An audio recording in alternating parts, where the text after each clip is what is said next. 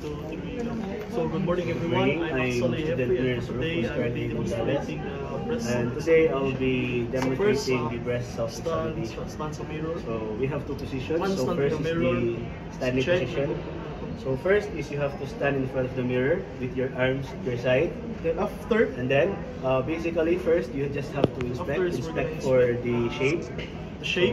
So for the shape you have to the other breast So might be after is we're larger gonna- than we're gonna inspect the other the one. skin. That's So- a normal finding. So ako siya So next is to inspect for the skin. redness. So in the skin we have there the or redness, swelling. the After rashes, we're gonna inspect our the nipple. puckering, and So the dimpling. upon inspecting our nipple, So next is the inspect na ba siya to inspect the nipple. So fluid. sa nipple we are Fluid, going yung to mga inspect redness. the discharge. After we're gonna the inspect our sudden inversion. big. So And last but not the least is to inspect the vein pattern. So in the vein pattern, we will be inspecting for the right after the size of the vein and comparing it to the other one. Inspect to the other We have one. also So the other to inspect so the siya number of inspect, veins, same as the seen other from one, other breast to na the breast other. kung i-inspect.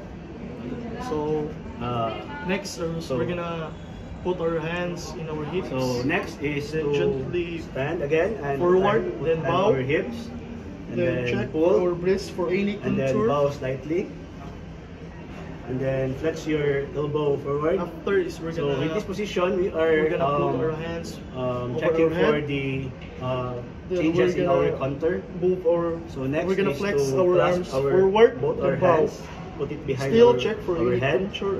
and then flex it forward while bowing slightly.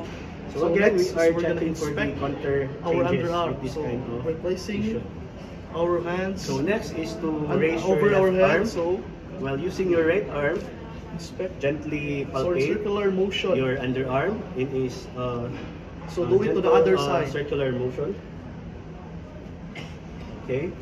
Do the same thing with the other side. So next is we're gonna palpate our breast. So palpating sa tong breast, it's better to So from lastly, outer to inner. we will be palpating our breast. So in palpating, Till moabot we siya will, sa we ato will start from nipple. outer to inner. In So once mabot sa itong nipple, circular actually motion. squeeze. If there are presence of Until such time redness or you will be swelling, reaching siyang inope. the nipple. Upon reaching the Still nipple, sa itasan. squeeze the nipple gently. Okay. From outer, And then do the same procedure with the other one. Okay. So Until such next, time, we'll be is reaching from the the nipple lying and then position. squeeze. So So place next tag is the pillow lying sa ato, position. layo sa atong hands. First things isa first ato, is you have to bat, place ay, a towel pillow or or pillow. towel at the back of your neck. Then to after is support. ato siya po siya ipalpate. So next is to palpate from the outer to inner. Palpate it in a gentle circular motion. Till maabot siya sa atong nipple, then ato siyang squeeze. Until such time it will reach your Hindi siya pa ito the pwede inner part. kaliton. And then gently squeeze the siya bali ng pillow nipple. dire or towel. Do the same thing with the other side. Palpate from the outer